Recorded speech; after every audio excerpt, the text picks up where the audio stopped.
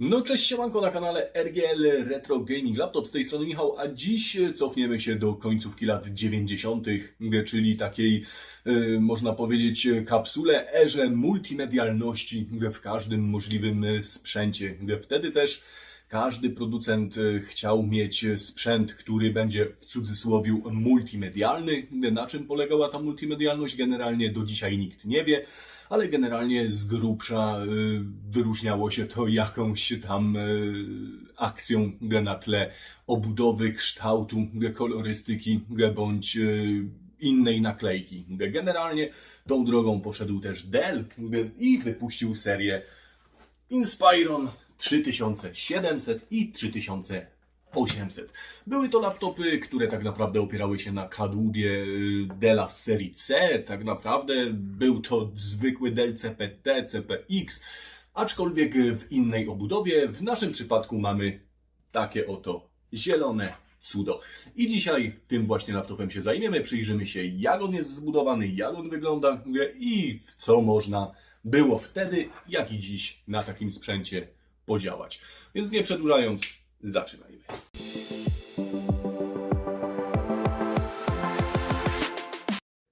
Przyjrzyjmy się więc temu Dellowi bliżej. Jeżeli chodzi o sam kształt obudowy, tak naprawdę ta seria zapoczątkowała linię tych obłych półksiężycowych klap matrycy, tych napisów Inspiron, które później występowały w całej serii C. Jeżeli chodzi o samo logo w tym kwadratowym zagłębieniu, to logo już występowało w serii Inspiron 3500 i Inspiron 7500, które zostały wypuszczone parę miesięcy przed tym kadłubem. Jeżeli chodzi o samą fakturę, mamy tutaj dobrej jakości plastik, natomiast część tego laptopa pokrywa taka faktura a la jeans, która na dzień dzisiejszy nadal całkiem fajnie i świeżo wygląda i paradoksalnie bardzo dobrze zniosła próbę czasu. Jeżeli chodzi o same peryferia, z przodu, jak z przodu, mamy tutaj baterię, która mieści się po lewej stronie. Również możemy podobną zamontować po prawej. Na ten moment z tej strony mamy napęd CD, który pozwala nam odtwarzać płyty i wszelkiego rodzaju media typu gry czy inne programy. Po prawej stronie mamy tutaj głośnik. Co prawda nie są to głośniki typu Harman Kardon, natomiast są to głośniki, które są zdecydowanie lepsze od tych, które były montowane w seriach CP oraz CPI. Chociaż nie tak dobre jak te, które były montowane wcześniej w seriach XPI.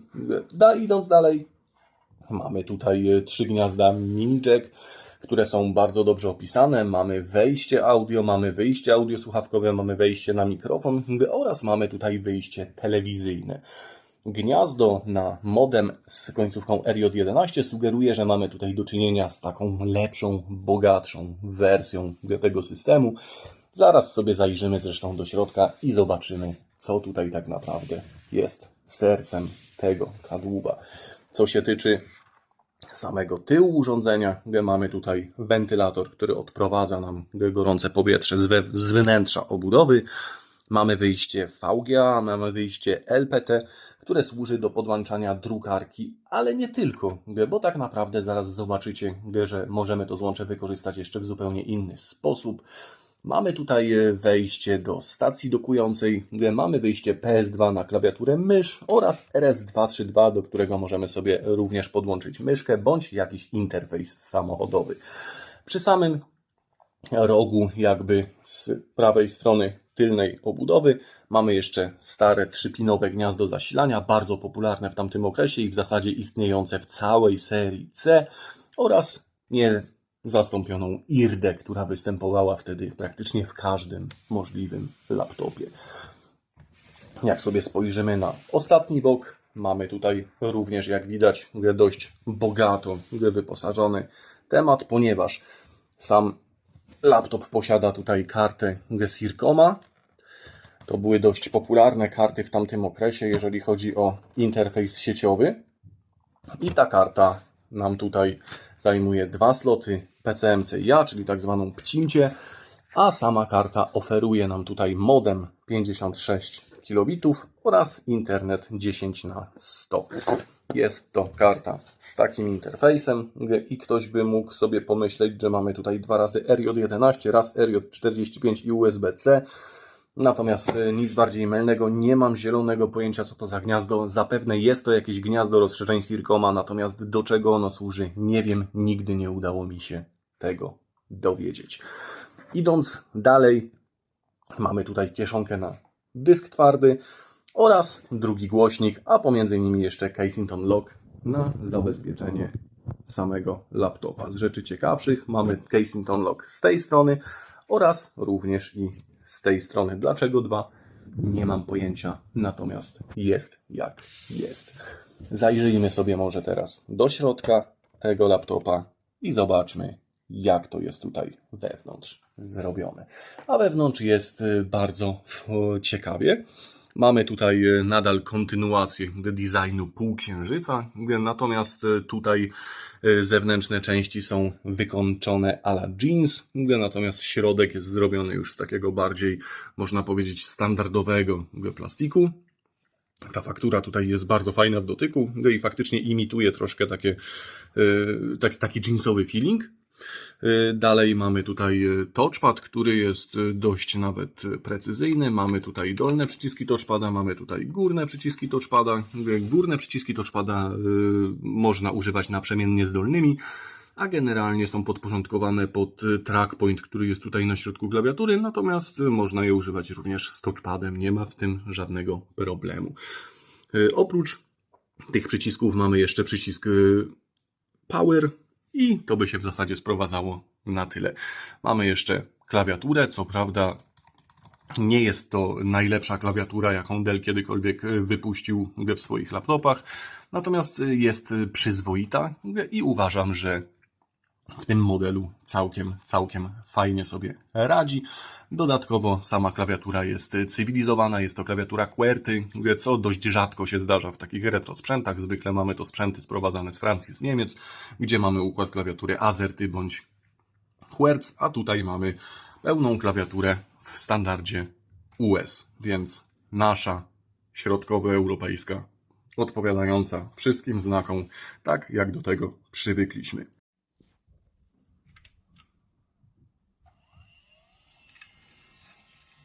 No i po odpaleniu mamy pierwszy fail, a mianowicie usłyszcie to.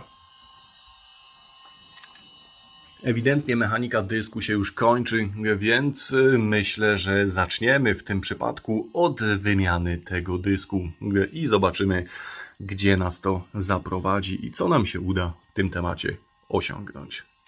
Co się tyczy samego dysku, w zasadzie jest temat dość prosty. Wystarczy odkręcić dwie śrubki, które się znajdują tutaj na spodzie obudowy, od kieszonki, jedną i drugą, i w momencie, kiedy sobie te dwie śrubki wykręcimy, możemy samą kieszonkę z dyskiem wyjąć. No i co? No i okazuje się, że wewnątrz mieliśmy IBM Travelstar o pojemności 12 GB. Generalnie dysk chyba nawet nie ma żadnych bad sektorów, ale jego mechanika sugeruje, że w zasadzie się już powoli kończy. Co za tym idzie, wypadałoby go na coś podmienić. No i cóż, idąc tym tropem, postanowiłem troszkę tutaj pomęczyć i znaleźć coś rozsądnego.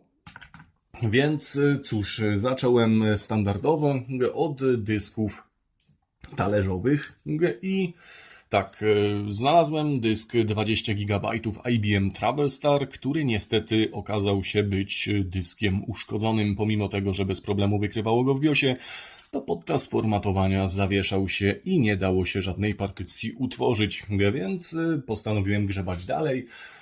Grzebiąc dalej, dogrzebałem się do dysku Hitachi Travelstar 40 GB, dość nawet fajnego, szybkiego, który by tutaj całkiem dał radę, ale okazało się, że jest niestety zahasłowany. Szczerze powiedziawszy, na pewno da się w jakiś sposób to hasło zdjąć, natomiast jakby straciłem wszelkiego rodzaju entuzjazm do zdejmowania haseł w momencie, kiedy się okazało, że kolejny dysk tutaj robi mi problem. Więc postanowiłem odłożyć to na kiedy indziej i wypróbować czegoś innego. No więc z racji tego, że dwa kolejne dyski talerzowe okazały się być mniej lub bardziej niesprawne, postanowiłem, że tutaj pójdę w coś innego i użyję karty CF. Mam tutaj 8-gigową kartę Kingstona Compact Flash z przelotką na IDE 44 pin i stwierdziłem, że tak będzie najlepiej, będzie cicho, będzie wydajnie, będzie całkiem sympatycznie. I co się okazało? Okazało się, że ta karta jest niewykrywana. Cóż, smutne, ale prawdziwe, więc zacząłem drążyć. Okazało się, że mamy tutaj takie 3 dodatkowe piny. One oryginalnie w momencie, jak kupujecie sobie taką przelotkę, są bez żadnej zworki, ale z racji tego, że są 3 i że raczej nie jest to wypuszczenie do wentylatora oraz, że mamy tutaj jakby na samym PCB opisany Master Slave, stwierdziłem, że to będzie kwestia tutaj ustawienia odpowiedniej kolejki, więc znalazłem sobie zworkę i ustawiłem ją w pozycji na Master. W momencie, kiedy ustawiłem ją w pozycji na Master, sama karta ruszyła. Jak tutaj widzicie, instalacja systemu poszła. No ale niestety okazało się, że po uruchomieniu ponownym system odmawia posłuszeństwa, nie uruchamia się i niezależnie od tego, ile razy bym go próbował zainstalować, za każdym razem ląduje z tym samym efektem. Więc cóż, ta karta też nie. Sprawdzając dalej możliwości, jakie możemy tutaj sobie ogarnąć, postanowiłem, że spróbuję wrzucić taki oto dysk. Jest to dysk na mSATA 2 GB w przelotce na mSATA na IDE 44 pin i stwierdziłem, że właśnie coś takiego tutaj zapodam. W momencie, jak go włożyłem, cóż, laptop zawieszał się przy samym uruchamianiu i nawet nie chciał wejść w BIOS. I przypomniałem sobie, że przecież to BX440, a BX440 przynajmniej w mobilce z takimi oto dyskami na tej przelotce nie działają. No więc idąc dalej tym tokiem kombinacji, przypomniałem sobie, że mam jeszcze taką przelotkę SATA na IDE 44 pin i generalnie nawet bym z czegoś takiego skorzystał, ponieważ to rozwiązanie działa na wszystkim, ale przypomniałem sobie, że najmniejszy dysk, jaki posiadam w tej chwili na SATA SSD, to 512 GB i szczerze powiedziawszy nie widzę tego dysku w takim laptopie, raczej widziałbym go w czymś większym, nowszym, w czymś, gdzie te retro gry są zdecydowanie cięższe, więc no wróciliśmy do punktu wyjścia. No i generalnie tak będąc w tym punkcie wyjścia, przypomniałem sobie, że przecież ja mam całkiem nowy 10-gigabajtowy dysk od Toshiby. Jak widzicie tutaj na ekranie, dysk jest w świetnej kondycji zewnętrznej i wcale nie gorszej wewnętrznej, więc nie kombinując już dalej, postanowiłem sobie ten dysk właśnie zamontować do tego tutaj oto laptopa. Wrzucę sobie ten dysk, pyk, kieszonką, zainstalujemy zaraz system i myślę, że powinno to bez problemu nam śmigać. I tak, mamy tutaj Pentium 2 366 MHz, który ma 256 KB cache'u, co świadczy o tym, że jest to ta szybsza wersja Pentium 2, ponieważ tutaj te wolniejsze, które miały cache taktowany połowiczną szybkością szyny procesora, miały tego cache'u 512 KB. Do tego mamy 128 MB pamięci SD-RAM, prawdopodobnie PC66, bo to jest przecież Pentium 2. I do tego mamy ATI M1 8 MB, czyli jeden z pierwszych akceleratorów 3D montowanych w laptopach. Mamy ESS Maestro 3, czyli kartę dźwiękową, która może i nie jest najgorsza, ale jeżeli chodzi o gry DOS, tutaj szału nie będzie. Co prawda będzie możliwe odpalenie gier DOS z dźwiękiem, ale jedynie spod Windowsa 98, spod czystego DOSu będzie tutaj już problem.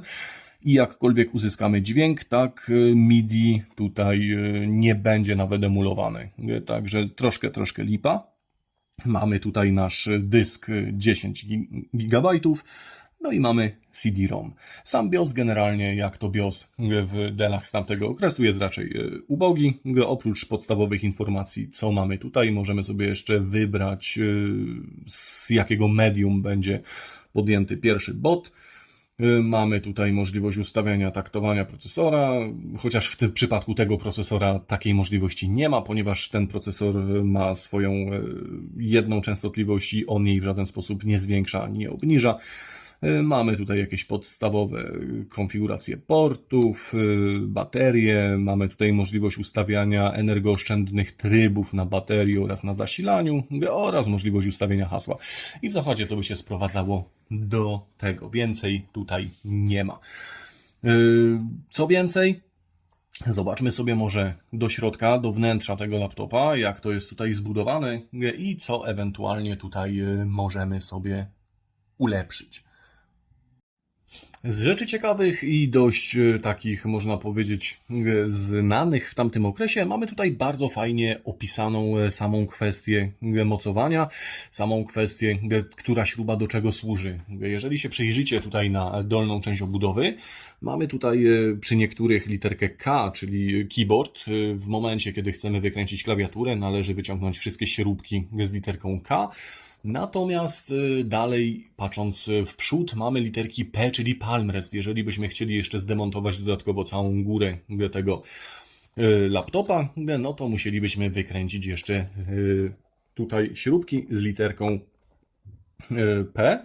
A z tyłu z kolei, jeżeli sobie popatrzymy na śruby, mamy literki D, czyli display. Jeżeli chcielibyśmy zdemontować matrycę z całą pokrywą, zawiasami i wszystkim, wykręcamy te śrubki z napisem D jak display.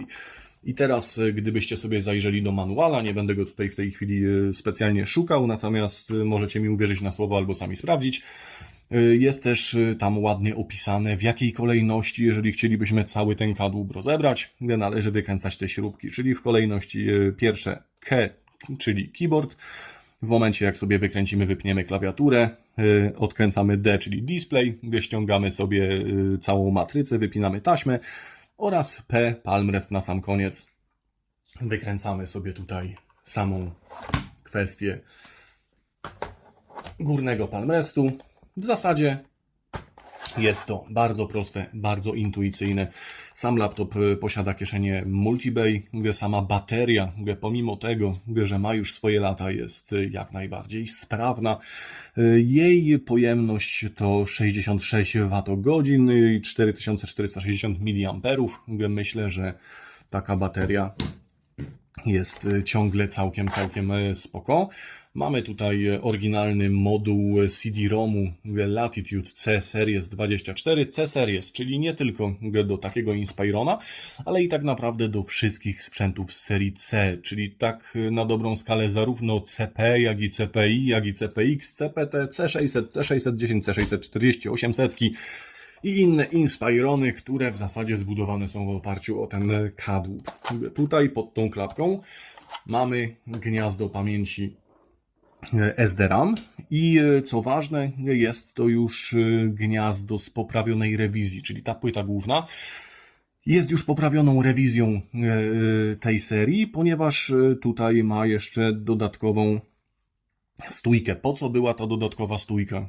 Te laptopy po prostu w pewnym momencie podczas swojej pracy bardzo mocno w tym punkcie się tutaj nagrzewały. Co za tym idzie, zdarzało się po czasie, że luty na gniazdach pamięci RAM nam zaczęły puszczać, więc one się odspajały, no i powodowało to różnego rodzaju niestabilności, zawieszanie się systemu, czy finalnie brak możliwości uruchomienia takiego laptopa. W późniejszych edycjach, jak tutaj widzicie, była stosowana taka dodatkowa stójka, która ma 1,5 mm i dzięki temu tutaj, jak zamykaliśmy tą klapkę, ona nam dodatkowo dociskała te gniazda, przez co sam efekt tego problemu występował dużo rzadziej. Możemy sobie go tutaj zdemontować i przejdziemy może do samej kwestii, jak to tutaj rozebrać, gdybyście sobie sami chcieli. To są w zasadzie bardzo proste do rozbiórki laptopy i tak na dobrą skalę, pomimo tego, że tych śrub jest tutaj trochę, to chyba ze wszystkich takich kadłubów, które ja przerabiałem, nie wiem, czy te nie są najbardziej intuicyjne. I mam tutaj na myśli całą serię CPX, CPT, Inspiron 3700 i Inspiron 3800, ponieważ to są tak naprawdę podobne kadłuby. W momencie, kiedy sobie tutaj wykręcimy śruby od klawiatury, w momencie, kiedy sobie tutaj wykręcimy śruby od matrycy, robimy sobie taki manewr, że otwieramy sobie tutaj tą matrycę. Lekko, bardzo ważne, od prawej strony podważamy sobie klawiaturę. Klawiatura nam wychodzi. Wypinamy sobie tutaj gniazdo ważne. Zaczynamy od gniazda tutaj od trackpointu. Lekko wysuwamy tą szufladkę, nie szarpiemy. Wyciągamy taśmę. Taśma w momencie, kiedy jest uwolniona, lekko tutaj pociągamy za taśmę z tego gniazda i mamy samą klawiaturę wyjętą. W momencie, kiedy wyjęliśmy tą klawiaturę, możemy ją sobie odłożyć na bok. I teraz tak, wykręciliśmy 3 śrubki od matrycy, lekko podważamy sobie tutaj prawo, lewo sam ekran. On nam się tutaj wysuwa z tych prowadzeń na zawiasy i zostaje nam taśma od matrycy. Taśmę od matrycy delikatnie podważamy prawo, lewo i w zasadzie cały panel również mamy zdemontowany. W momencie, kiedy sobie taki panel zdemontujemy, mamy tak naprawdę na wierzchu tutaj całą płytę główną. Z ważniejszych rzeczy, które jeszcze tutaj mają spore znaczenie, to jest kwestia samej baterii BIOS-u i już Wam tutaj, myślę, przy okazji pokażę, jak się tutaj tego dziada pozbyć. A żeby to zrobić, musimy tak, wykręcić 2 śrubki palm restu tutaj, wykręcić 1 śrubkę palm restu na środku i również 2 po tej stronie. I w momencie, kiedy sobie już dokonamy takiego dzieła, no to mamy wszystko na wierzchu. Teraz, żeby podnieść cały tutaj palm rest, jeszcze musimy sobie wypiąć wtyczkę, która nam łączy palm rest z płytą główną. Delikatnie tutaj podważamy ją do góry. Nie ciągniemy na siłę, ponieważ jeżeli nam się wyrwie, no to będziemy mieli problem. I w momencie, kiedy sobie zwolnimy tę wtyczkę, możemy sobie cały palm rest wyciągnąć. I teraz tutaj mamy dość ważną rzecz, a mianowicie mamy tutaj baterię, której pasowałoby się pozbyć. Ja nie pamiętam, czy ja tutaj z niego już tę baterię wyjąłem, czy nie, ale dla spokojności sobie tutaj zaraz sprawdzimy. I jeżeli jest tutaj dalej wpięta, to sobie ją zaraz wyjmę, ponieważ jest to dość istotne, żeby się tych baterii... O, bateria tutaj jest i ja się tej baterii tutaj od razu pozbędę. Dlaczego? Zaraz Wam powiem. I zalecam, jeżeli macie kadłuby z tamtego okresu, zróbcie sobie dokładnie to samo. Bateria może wyglądać, że jest wszystko tutaj z nią ok, natomiast jeżeli się przyjrzymy tu mocniej, ja nie wiem, na jak bardzo to tutaj widać, ale ten pin, ten tutaj od tej strony już jest zielony. O czym to świadczy? Świadczy to o tym, że bateria zaczyna już pomału wyciekać. W momencie, kiedy taka bateria Wam wycieknie, narobi Wam szkód na ścieżkach, na płycie głównej, narobi Wam takiego ambarasu, że Wam się odechce w pewnym momencie wszystkiego. Laptop przestanie Wam działać, a Wy będziecie się zastanawiać, co się tutaj wydarzyło. I tak na dobrą skalę, dopóki nie wpadniecie na to, że wylała Wam bateria BIOS-u, no to będziecie krążyć dookoła z różnymi randomowymi awariami i przepięciami i nie będziecie widzieć, co jest grane. Dlatego też, jeżeli macie laptopy z tamtego okresu, pamiętajcie, żeby sobie najlepiej zdemontować taką baterię. Tak na dobrą skalę, to no cóż, będziecie musieli dawać F1 czy ustawiać za każdym uruchomieniem datę w BIOSie, natomiast przynajmniej Wasz sprzęt będzie ciągle sprawny. A tu jak widzicie, tu już mamy lekki wyciek, więc w niedługim okresie czasu mogłoby się okazać, że nam się to tutaj całkiem już zepsuje. Ok, wracamy do naszej płyty głównej i mamy tutaj możliwie najbogatszą rewizję, jak już zdążyłem wcześniej wspomnieć. Po czym to wnioskuję? Po tym, że mamy tutaj zewnętrznie zainstalowany modem, którego oryginalnie w tych kadłubach nie ma. To była opcja, którą się dokupowało i montowało tutaj w to gniazdo. Generalnie, jeżeli już tutaj taki modem mamy, no to mamy tą taką wersję, można powiedzieć, najbardziej dopasioną. Sam modem montowany był tutaj na jedną śrubkę i wpinany w takie tutaj gniazdo. O, było to do kupienia jako opcja i z tego co pamiętam w tamtym okresie czasu taki modem kosztował $150. Czy mało, czy dużo? No kurde, jak na tamte warunki wydaje mi się, że sporo.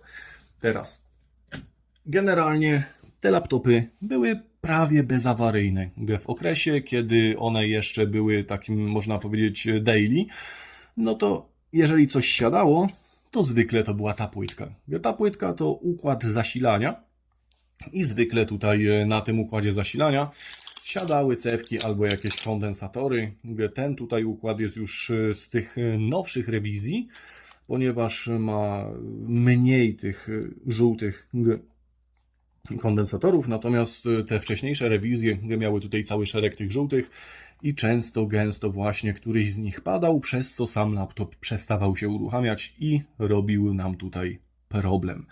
I generalnie, jeżeli chodzi o awaryjność tego sprzętu, to w sumie byłoby na tyle, ponieważ poza tym, że tutaj jakby do awaryjnych rzeczy należał ten układ zasilania, który z czasem po prostu nie wytrzymywał i się przepalał, no to tu nic się w sumie z tymi kadłubami przez lata nie działo. Wydaje mi się, że to był jeden z takich lepszych kadłubów, jaki sobie można było wtedy sprawić, ponieważ nawet jeżeli taki moduł zasilania Wam upadł, no to było ich od groma ponaprawianych na Allegro i w czasach, kiedy te laptopy były cały czas jeszcze w handlu, w obrocie, jako takie daily, to tak na dobrą skalę ten układ kosztował całe 50 zł, więc myślę, że całkiem sympatycznie. Chcę Wam tutaj jeszcze pokazać, jak to jest po całości zbudowane, no bo skoro już tutaj mamy to rozebrane, to wyjmiemy sobie płytę główną. Ok. I teraz tak, samą może być na bok. I już Wam pokażę, jak to tutaj dalej wygląda.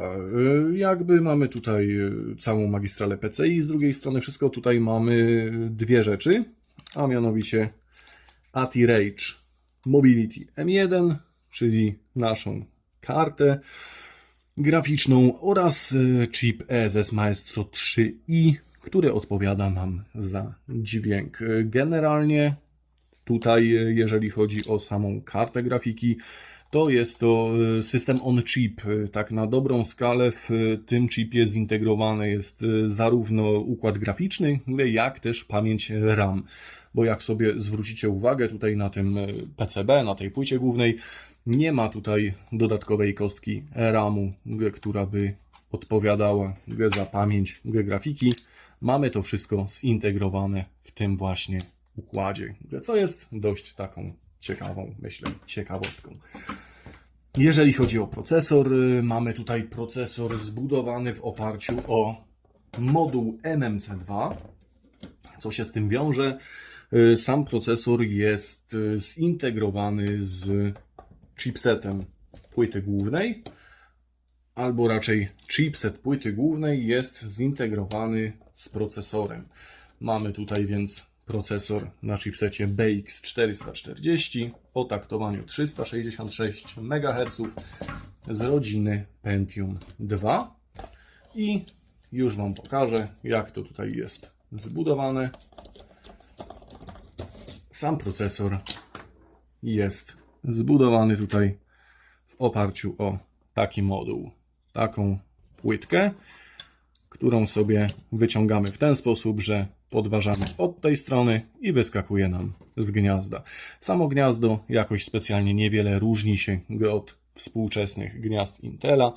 Również jest zakładane na takie piny, tylko że są troszkę mniejsze. Jeżeli chodzi o sam ten moduł, mamy tutaj od strony samego złącza, mamy tutaj chipset płyty głównej, a po tej stronie mamy procesor ze zintegrowaną pamięcią cache. Generalnie dzięki temu, że pamięć cache udało się zintegrować w samym procesorze, mamy te chipy szybsze, ponieważ pamięć cache jest taktowana w tym momencie z tą samą prędkością co procesor. Jeżeli chodzi o te procesory modułowe, one również występowały z wcześniejszej wersji z pamięcią cache, która była wlutowana jako osobny moduł w samej tej płytce. Już Wam pokażę, jak to tutaj wygląda, żebyście sobie mieli bezpośrednie porównanie. No i tak, mamy tutaj na pozór dwa identyczne moduły. Wyglądają na pierwszy rzut oka dokładnie tak samo. Tutaj mamy właśnie ten nasz 366 MHz Pentium 2, a tutaj mamy Pentium 2 300 MHz, który ma 512 KB pamięci cache, ale jest to pamięć cache, która jest lutowana osobno i jest taktowana tak naprawdę połową wartości samego procesora, przez co jest ona wolniejsza i przez co sam moduł jest wolniejszy, więc generalnie w późniejszym okresie czasu, nie wiem, czy ze względu na wielkość chipu, czy ze względu na cięcie kosztów, obcięli tą pamięć o połowę, natomiast zintegrowali ją z procesorem, przez co te procesory, pomimo tego, że miały tej pamięci raz mniej, były dużo szybsze. Ok, więc ja sobie na ten moment tutaj złożę ten kadłub i spróbujemy go odpalić.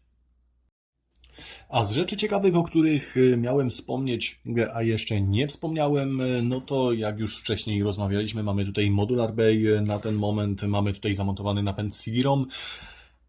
A co ze stacją dyskietek? No, stacja dyskietek jest i tak naprawdę możemy ją zamontować w ten sam Modular Bay i bez problemu będzie nam pasować. Możemy sobie bez problemu ten CD-ROM wyciągnąć i tak na dobrą skalę zamontować te stacje dyskietek. Również będzie tutaj wszystko działać i będzie sprawne. Natomiast no jakby rzeczą i siłą oczywistą pozbawia nas to funkcji CD-ROMu, więc cóż, co w sytuacji, gdybyśmy potrzebowali jedno i drugie? Czy w przypadku tego laptopa jest to możliwe? Powiem Wam szczerze, że tak, jest to możliwe. Wymaga zastosowania specjalnego kabla od Della. Mamy taki kabel, no wpinamy sobie tutaj tą stację dyskietek do tego kabla. W momencie, kiedy ją tutaj mamy połączoną, po prostu wpinamy sobie drugą końcówkę kabla do złącza LPT, czyli tego drukarkowego złącza z tyłu laptopa. I w momencie, kiedy mamy już takie kombo tutaj połączone, mamy oba napędy w użyciu i są wykrywane zarówno pod BIOSem, jak i pod Windowsem, więc hulaj dusza, piekła nie ma. A teraz, nie przedłużając, spójrzmy, jak wyglądają wyniki wydajności i jak generalnie radzi sobie taki właśnie laptop. A na potrzeby materiału nie będziemy sobie tutaj zakręcać klatki, włożymy ten procesor, który był tutaj zamontowany, a mianowicie Pentium 2 366 MHz. Zaktualizujemy sobie BIOS i spróbujemy tutaj troszkę poszaleć z rozbudową samego procesora. W momencie, kiedy mamy to tutaj wstępnie poskładane, odpalamy. No i fundamentalne pytanie. Czy to nam odpali? Widzicie? Nie ma tego złego.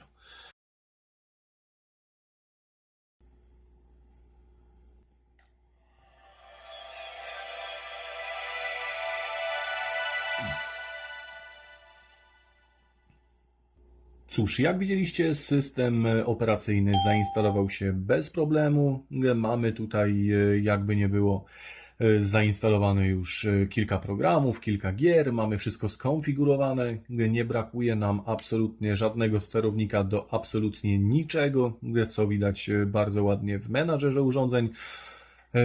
No i co? No i przeprowadziłem sobie wstępne testy. Jeżeli chodzi o wyniki 3D Marków, macie tutaj na ekranie. Jest to 3D Mark 9.9, jest tutaj 3D Mark 2000. 3D Mark 2000 zrobiony nie w defaultowym ustawieniu, a w ustawieniu z rozdzielczością 800x600, ponieważ tutaj wyższej rozdzielczości zastosować się w tej matrycy nie da. Natomiast wydaje mi się, że wyniki są całkiem ok i nie ma tutaj specjalnie powodów do narzekań. Mamy tutaj zainstalowany, jak wcześniej wspomniałem i jak wcześniej widzieliśmy, Pentium 2 o taktowaniu 366 MHz. Jest to Pentium 2 na szynie 66 MHz z mnożnikiem 5,5. Mamy tutaj 256 KB cache'u drugiego poziomu, który jest również taktowany szybkością samej szyny procesora. Jeżeli chodzi o pamięć, mamy tutaj 128 MB pamięci SDRAM taktowanej 66 MHz, 1:1 z magistralą systemową o opóźnieniach CAS latency rzędu 2, więc również tragedii tutaj nie ma. No i generalnie tak to tutaj mniej więcej wygląda. I tak na dobrą skalę zrzućmy sobie jeszcze okiem na program AIDA32 i zobaczmy tutaj po drobnych testach, jak wygląda temat przepustowości samej tej pamięci, mniej więcej w którym miejscu się nasz sprzęt uklasuje. Dość szybko poszło. Ten komputer to jest 467 MB na odczyt z pamięci, czyli mniej więcej między PC100 a PC66. Natomiast zobaczmy, jak wygląda temat zapisu. I co nam tutaj pokaże?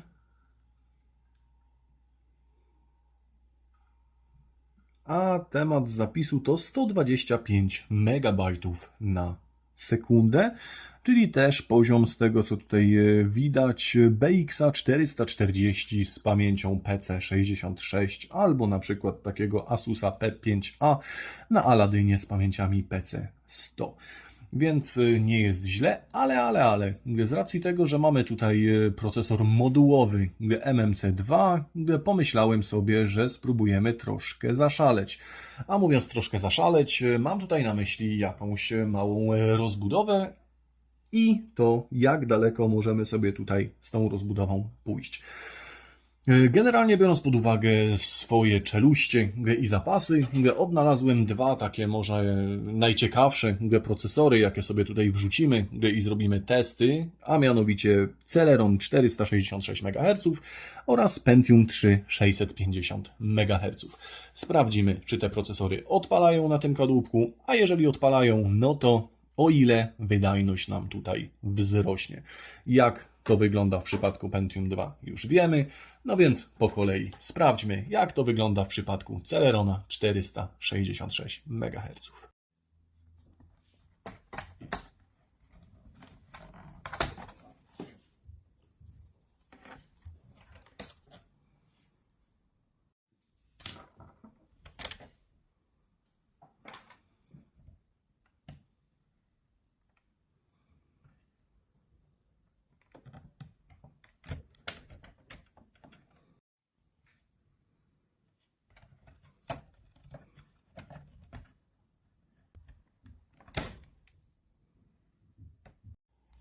No i słuchajcie, procesor 466 MHz Celeron został zamontowany. Spójrzmy, jak to tutaj nam wygląda.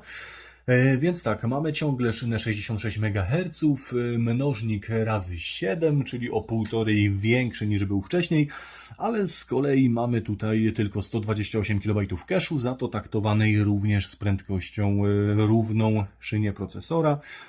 Co się tyczy samej pamięci, nie mamy tutaj też większych zmian, ponieważ mamy 66 MHz, dalej 1:1 z FSB i dalej z opóźnieniem CL2. Tutaj nie nastąpiła żadna zmiana, więc cóż, mamy tutaj 100 MHz wyższe taktowanie kosztem 128 KB pamięci cache. Jak to się przekłada na wydajność? Już sobie tutaj zobaczymy.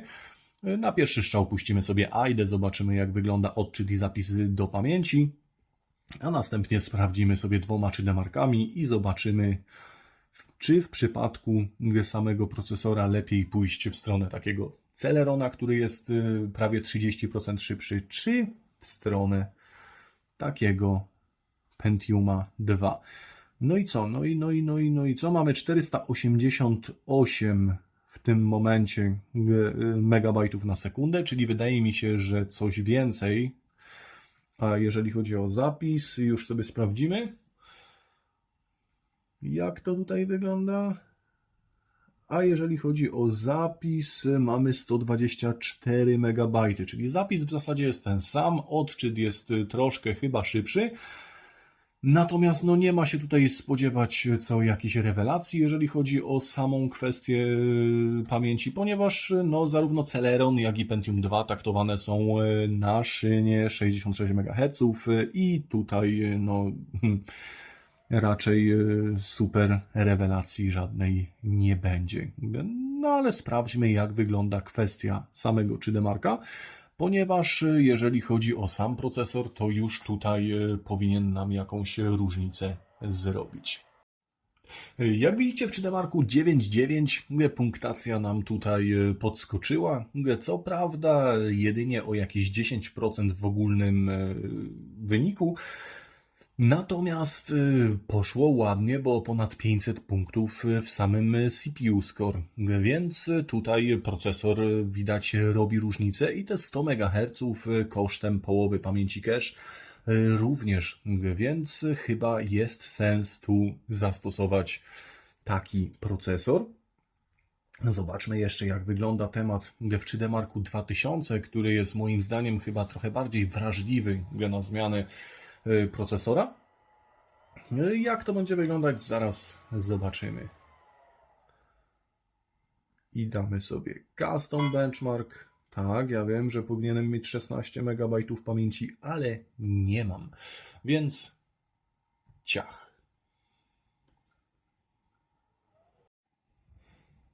Jak widzicie, w przypadku 3D-marka 2000 mamy również 10% wzrost wydajności, więc generalnie jeżeli miałbym wybór i mógł sobie jakoś upgrade'ować sprzęt w tamtym okresie, bądź wybrać konfigurację w momencie zakupu, chyba wolałbym z Celeronem 466 MHz, aniżeli z Pentium 2 366. Natomiast cóż, mamy takie czasy, jakie mamy i generalnie dzięki temu możemy się bawić do woli, więc cóż, zróbmy sobie tutaj upgrade generacyjny, a mianowicie przejdźmy z Pentium 2 i Celerona na Pentium 3 650. Mamy tutaj Pentium 3 650 w module MMC2 i sprawdźmy, czy on tutaj wystartuje w tym kadłubie, a jeżeli wystartuje, to jaką wydajność nam będzie prezentował. Więc cóż, do odważnych świat należy, działamy. W tym przypadku, żeby to mogło zadziałać, trzeba jeszcze znaleźć odpowiednią pamięć, ponieważ w przypadku procesorów Pentium 3 mamy już szynę 100 MHz i żeby mieć pewność, że wszystko będzie ok, trzeba znaleźć odpowiednie moduły.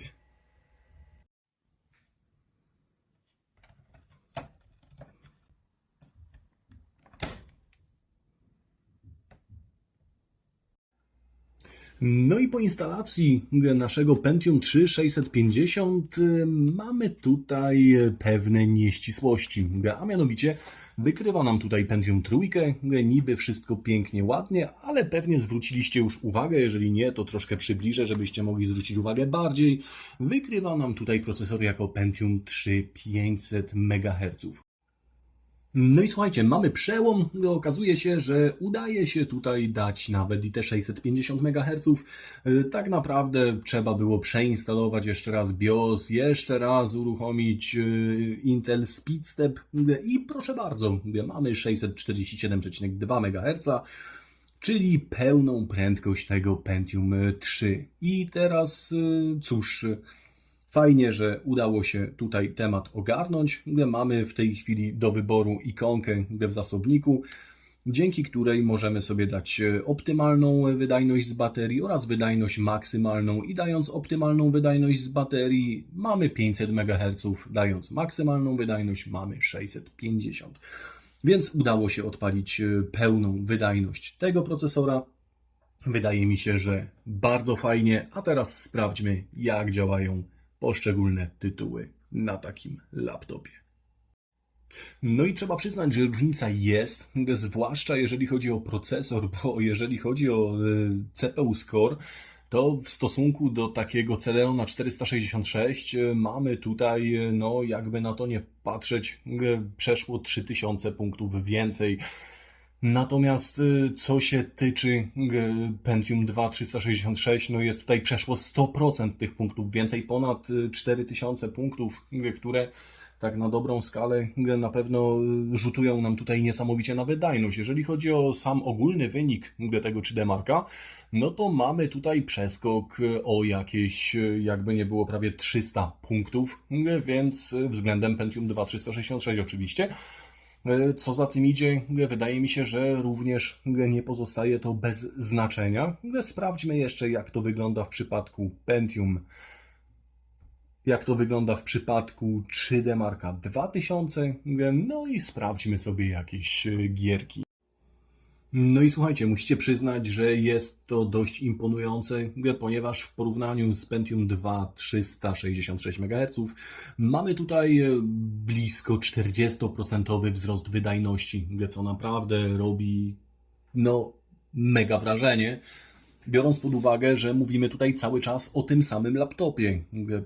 No fajna sprawa, że można sobie tutaj tak balansować tymi procesorami. No i generalnie dzięki temu, mając jeden kadłubek, jesteśmy w stanie sobie tutaj robić różne konfiguracje retro. Wystarczy tylko, że będziemy posiadać odpowiednią ilość procesorów MMC2. Cóż, dziś, jak pewnie część z Was zwróciła uwagę, nie są to tanie rzeczy, natomiast ciągle trafiają się jeszcze okazje i dzięki temu można sobie tutaj w ramach jednego sprzętu, w tym przypadku Della Inspirona 3800, zrobić wiele różnych konfiguracji sprzętowych. Wydaje mi się, że to bardzo fajna opcja, natomiast jestem bardzo ciekaw, co Wy sądzicie o takich możliwościach. Będzie mi bardzo miło, jeżeli pozostawicie swoje przemyślenia w komentarzach. Myślę, że nawiążemy jakąś konwersację z tym właśnie też związaną.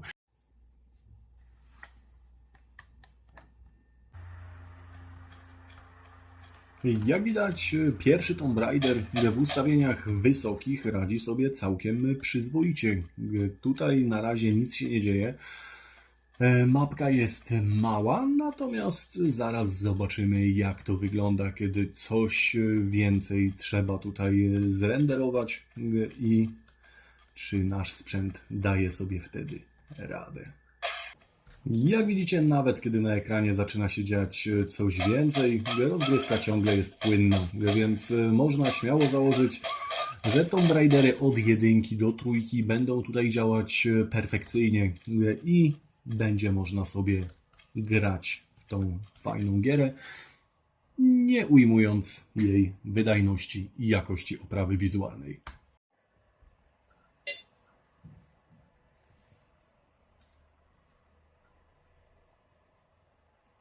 Quake 3 Arena, akceleracja OpenGL, maksymalne tutaj możliwie dostępne detale i zobaczmy, jak to tutaj lata.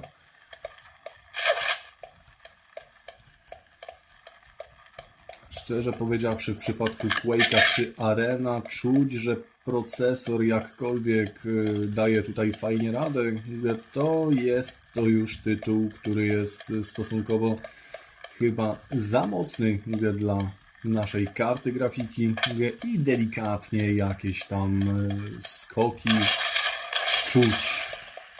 Nie można powiedzieć, że rozgrywka jest super płynna, natomiast nie jest też tak, że nie da się w ogóle grać. Można powiedzieć, że takie pół na pół telefon do przyjaciela.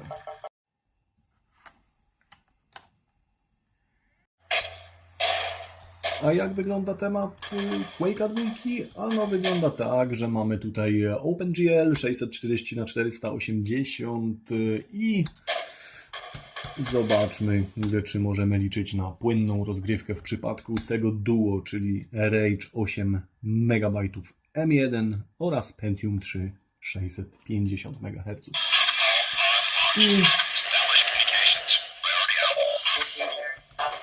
I szczerze powiedziawszy, bez zaskoczenia, rozgrywka jest, można powiedzieć, super płynna. Tutaj nic nie ma prawa się zadziać. Quake wyszedł w czasach, kiedy wychodziło Pentium 2 i pierwsze Voodoo, więc tu raczej nie ma zdziwienia, że wszystko nam chodzi płynnie na konfiguracji, która jest wydajnościowo odpowiednikiem Voodoo 2. No i zdecydowanie mocniejszego procesora tutaj przecież używamy, prawda? Więc no musi być dobrze. Aczkolwiek nie zawsze jest to oczywiste w przypadku komputerów mobilnych, więc no fajnie, że możemy tutaj się cieszyć pełną akceleracją, płynnością i do tego jeszcze benefitami w postaci możliwości tutaj takiego manewrowania procesorami, więc myślę, że jest całkiem fajnie.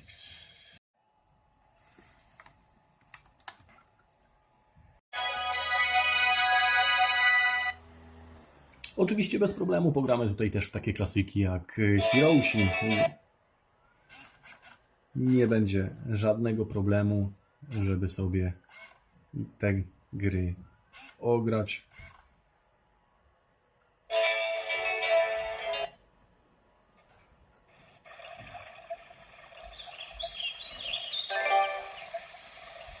Super płynnie i z dźwiękiem.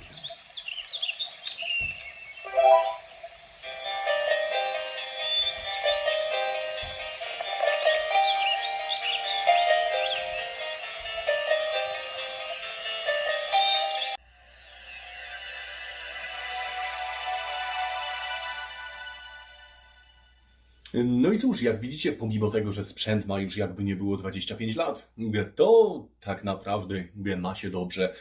Spójrzcie, że na ten moment, tak na dobrą skalę, nawet nie potrzebuje tutaj zewnętrznego zasilania, a bez problemu nam tutaj bateria śmiga i myślę, że coś tam nawet trzyma, bo jeżeli sobie wejdziemy na ikonkę, to mamy jeszcze 100%, a zdążył się uruchomić, czyli no nie jest źle, nie jest źle. I cóż można na koniec powiedzieć? Wydaje mi się, że kadłub całkiem sympatyczny, bardzo prosty w swoim temacie, jeżeli chodzi o kwestię serwisowania czy ewentualnej rozbudowy i dający całkiem fajne możliwości tejże, ponieważ tutaj możemy sobie korzystać zarówno z procesorów Pentium 2, jak i procesorów Celeron, jak też procesorów z linii Pentium 3, co daje nam swego rodzaju fajny motyw do zabawy w różne konfiguracje sprzętowe w oparciu o ten sam kadłub. Jeżeli chodzi o kartę grafiki, no jest to w zasadzie, można powiedzieć, wydajnościowy odpowiednik Voodoo 2. W jednych tytułach będzie sobie radził lepiej, w innych tytułach będzie sobie radził gorzej, ale generalnie wydaje mi się, że nie jest źle.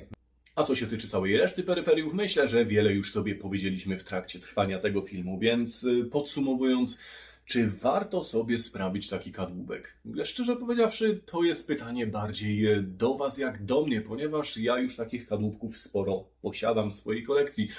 Natomiast jeżeli ktoś by mnie spytał o moją czystą subiektywną opinię, to jeżeli chodzi o tego typu retro, wydaje mi się, że tak. Natomiast tutaj bardziej bym celował w temat właśnie takich 12-calowych, aniżeli 14-calowych wersji, ponieważ tutaj mamy taką sytuację, że ten 12-calowy ekran jest troszkę lepszy, jeżeli chodzi o same parametry, jeżeli chodzi o rozdzielczość, wiadomo, mamy tutaj mniej. Natomiast mamy tutaj lepszy czas reakcji, jest troszkę jaśniejsza i generalnie nie występują tutaj duszki i powidoki, tak jak to ma miejsce w przypadku 14-calowych odpowiedników. Ponadto zawiasy dobrze trzymają w każdej pozycji i będą jeszcze bardzo długo dobrze trzymać. Przynajmniej taką mam nadzieję, tak mi się wydaje.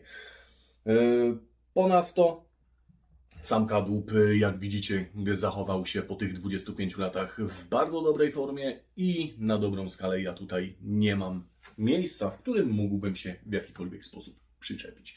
Więc myślę, że fajnie przetrwał próbę czasu. I cóż, napiszcie, co Wy sądzicie o tego typu sprzęcie. Napiszcie, czy mieliście do czynienia kiedyś z Dellem z serii C, bądź z Dellem z serii Inspiron 3700 bądź 3800. Oraz czy taki sprzęt zrobiłby Wam robotę, jeżeli chodzi o Wasze retro tytuły i czy byłby wystarczający. A z mojej strony na ten moment myślę, że tyle. Jeżeli filmik się podobał, łapa w górę. Jeżeli filmik się nie podobał, łapa w dół. Natomiast jeżeli ten content do Ciebie trafia, myślę, że śmiało możesz rozważyć subskrypcję. Pomimo tego, że przez jakiś okres czasu tych filmów będzie troszkę mniej, to myślę, że cały czas będą jakieś nowe nachodzić i no cóż, będziemy się wspólnie rozwijać. Dzięki, cześć.